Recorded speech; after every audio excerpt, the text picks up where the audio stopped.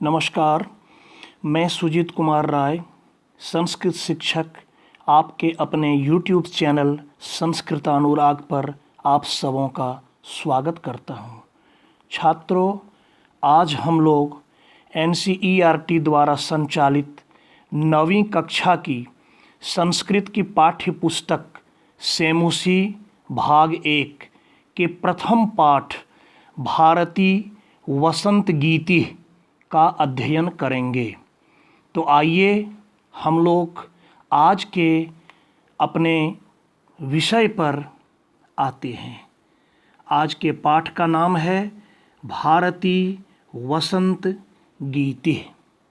छात्रों, मैं यहाँ आपको यह बता देना आवश्यक समझता हूँ कि यह पाठ पंडित जानकी वल्लभ शास्त्री की काकली नामक गीत संग्रह से संकलित किया गया है। अर्थात यह पाठ पंडित जानकी वल्लभ शास्त्री की एक रचना है जिसका नाम है काकली, वहीं से संकलित किया गया है।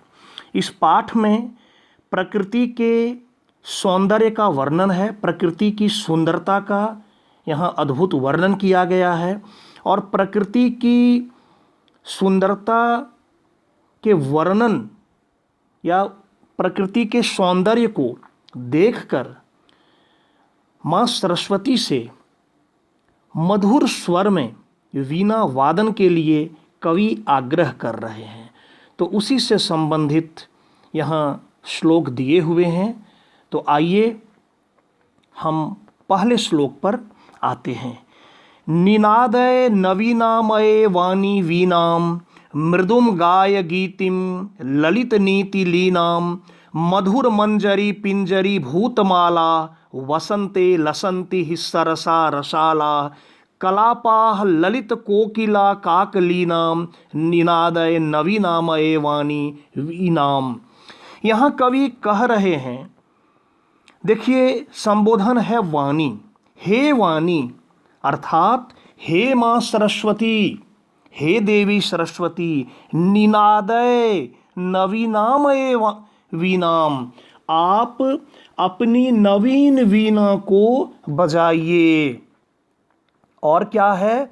मृदुम गाय गीतिम ललित नीति लीनाम, सुंदर नीति से परिपूर्ण मधुर गीतों का आप गायन करें।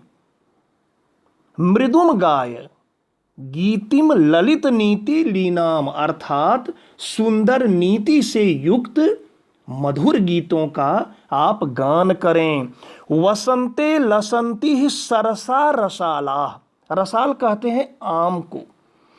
तो वसंते लसंती ही सरसा रसाला कलापाह ललित कोकिला काकलीनाम, वसंत ऋतु में आम का जो पेड़ है वह क्या होता है? मंजर लग जाता है।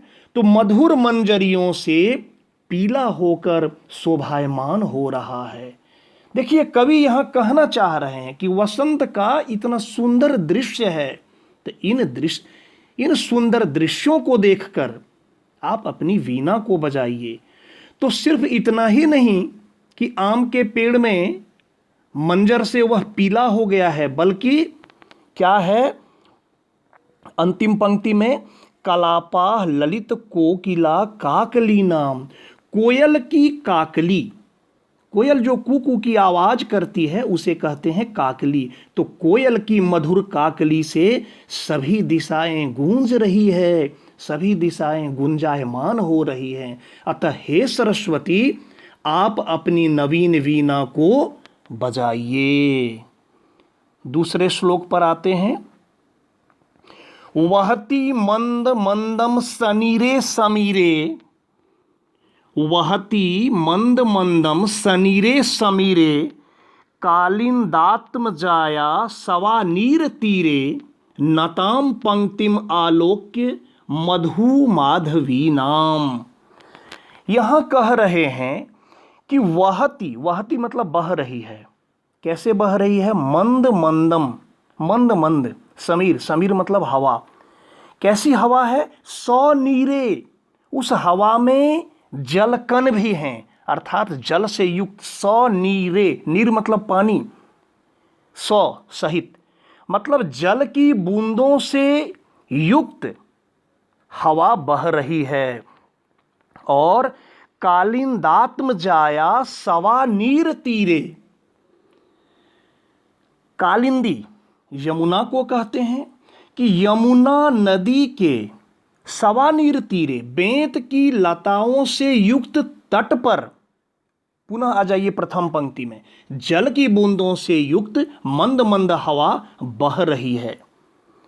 जिससे क्या हो रही है? उन हवा के झोंकों से क्या हो रही है? नताम पंक्तिम आलोक्य मधु माधवी नाम, नताम झुके हुए, माधवी लता जो हैं वो झुक रही हैं।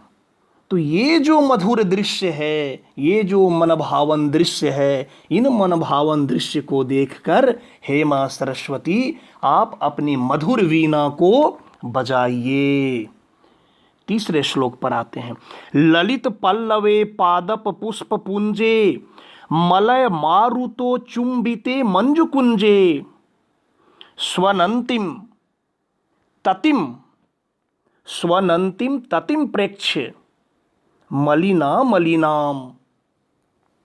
कह रहा है कि ललित पल्लवे पादपे पुष्प पुंजे, ललित पल्लव, वसंत ऋतु में पेड़ पौधों में क्या होता है? नए नए पत्ते निकल आते हैं, फूल खिले होते हैं। तो वही कह रहे हैं, पेड़ पौधों में नए नए पत्ते हैं, फूलों के गुच्छे हैं, और इसमें क्या है? इन फूलों के गुच्छे पर क्या है? काले रंग के भंवरे हैं, और ये भंवरे मधुर गुंजन कर रहे हैं। तो इन भंवरे के मधुर गुंजन को देखकर हे मां सरस्वती आप नवीन वीणा को बजाइए। पुनः एक बार, ललित पल्लवे पादप पुंजे, ललित पल्लवे पादपे पुष्प पुंजे, पेड़ पौधों में नए नए पत्ते निकले हुए हैं, और पुष्प पुंज फूलों के जो गुच्छे हैं, उन फूलों के गुच्छों पर मंजू कुंजे चुंबिते मलय मारुतो, काले रंग के भंवरे मधुर गुंजन कर रहे हैं। इसलिए हे मां सरस्वती आप इस मनभावन दृश्य को देखकर आप अपनी वीणा को बजाइए। अब चौथे श्लोक पर, लता नाम नितांतम सुमम शांतिशीलम छलेद उच्छलेत कांत सलीलम सलीलम तवा कर्ण्य वीणाम अदीनाम नदीनाम निनादय। कह रहा है कि लता नाम नितांतम सुमम शांतिशीलम, हे मां सरस्वती आपकी वीणा की मधुर आवाज को सुनकर लताओं में जो शांत पुष्प हैं वो भी झूम उठें। ऐसी वीणा को आप बजाइए कि वो झूम उठें। और क्या कह रहे हैं? नदियों का जो जल है, नदियों का जो बहता हुआ पानी है, वह भी छलेद उच्छलेत कांत सलीलम सलीलम।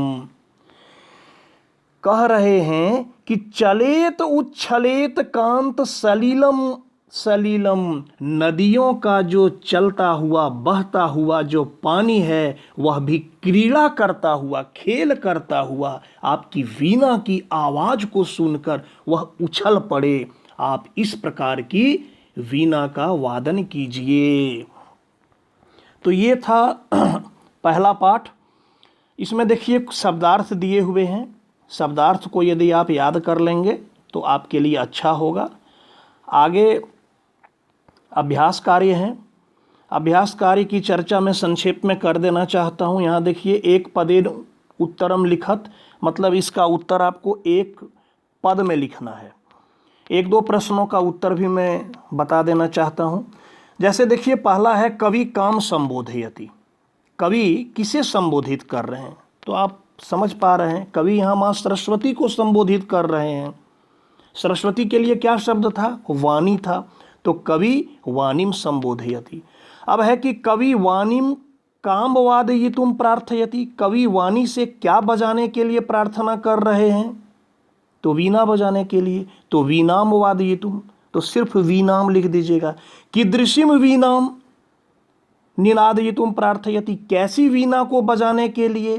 तो नई वीणा को, तो नवीनाम वहाँ हो जाएगा। ऐसे ही करके आप इसे कर लेंगे। दूसरे प्रश्न में देखिए, पूर्ण वाक्य में लिखना है। इसका उत्तर आपको एक वाक्य में लिखना है। कवि वाणीम किम कथयति, कवि सरस्वती को क्या कहता है? इसमें लिखिएगा कवि वाणीम नवीनाम वीणाम वादयितुम कथयति। कवि वाणीम अर्थात सरस्वती को नवीन वीणा को बजाने के लिए कहते हैं। तो ऐसे ही इन प्रश्नों का भी उत्तर आप कर लेंगे। उसके बाद तीसरे प्रश्न में जो है, इसमें कह रहा है कि पर्याय पदानी दिया हुआ है, उसको मेल करना है, मिलाना है, मतलब पर्यायवाची से। देखिए इसकी भी एक दो का मैं चर्चा कर दूं। जैसे देखिए सरस्वती, तो सरस्वती के लिए कौन सा समान अर्थ वाला शब्द है? तो इधर है तीरे अली नाम। तीर मतलब किनारा होता है, अली कहते हैं भंवरा को, तो वो तो नहीं होगा। यहाँ देखिए वाणी, तो सरस्वती का हो जाएगा वाणी। वैसे ही आम्रम, आम्रम का देखिए क्या होगा? तो आम्रम के लिए हो जाएगा रसाला। उसके बाद पवन, पवन मतलब होता है हवा, इधर समीर मतलब हवा होता है, तो हो जाएगा समीर। तटे, तट, तट माने होता है किनारा, और वहाँ देखिए है तीरे सबसे पहले विकल्प में, तो हो जाएगा तीरे। और भ्रमरा नाम, तो भ्रमरा नाम का हो जाएगा अली नाम, क्योंकि भ्रमर माने भौरा और अली मतलब ही होता है भौरा। चौथे में दिया गया है कि आप इससे वाक्य रचना करें, तो इसका भी आप अभ्यास कर लेंगे। पांचवें प्रश्न में लिखा कि प्रथम श्लोक का आशय, प्रथम श्लोकस्य आशयम हिंदी भाषया आंग्ल भाषया वा, मतलब आपको इसका आशय या अर्थ जो भी है हिंदी में लिखना है या अंग्रेजी में लिखना है। आप इसको लिख लेंगे। छठे प्रश्न में कह रहा है कि विलोम पद लिखना है, जैसे कठोरम, कटु, शीघ्रम, प्राचीनम, नीरसः, इसका विलोम पद आपको लिखना है। तो ये था आपका पाठ। कुछ योग्यता विस्तार के लिए दिया है, उसका अन्वय दिया हुआ है सभी श्लोकों का, तो आप ये भी देख सकते हैं, आपके लिए अच्छा होगा। तो प्यारे छात्रों, अगर आपको आज का यह मेरा वीडियो पसंद आया हो तो कृपया लाइक, कमेंट और शेयर के माध्यम से मुझे प्रोत्साहित करने का कार्य करें, ताकि भविष्य में आपके लिए मैं और भी ऐसे ही ज्ञानवर्धक एवं उपयोगी वीडियो बनाने का कार्य करता रहूं। साथ ही मेरे इस चैनल जिसका नाम है संस्कृतानुराग को आप सब्सक्राइब भी अवश्य कर लें एवं नोटिफिकेशन को ऑन करना न भूलें, ताकि भविष्य में मेरे द्वारा अपलोड किया गया प्रत्येक वीडियो सर्वप्रथम आपको प्राप्त हो। तो आज के लिए बच्चों इतना ही, हम लोग फिर मिलेंगे, तब तक के लिए धन्यवाद।